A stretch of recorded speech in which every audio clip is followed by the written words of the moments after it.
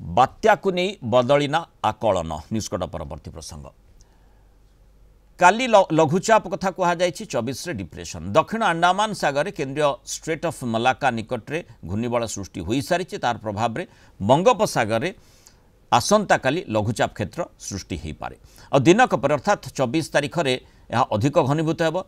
Depression बा अवपातर रूप नेब परवर्ती 48 घंटे यह अधिक घनीभूत हो यापर घनीभूत हो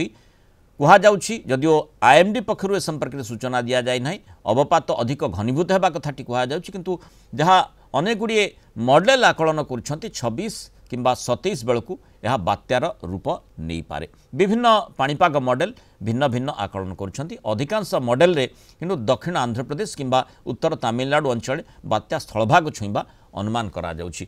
तेबे जहाँ आईएमडी पक्षर कहुच्छी भुवनेश्वर आंचलिक पाणीपाग विज्ञान केन्द्र पक्षर कहुच्छी ओडिशा ठारू बहु दूर राज्य में आगामी 5 ରୁ 7 दिन जाए विशेष वर्षार संभावना नहीं।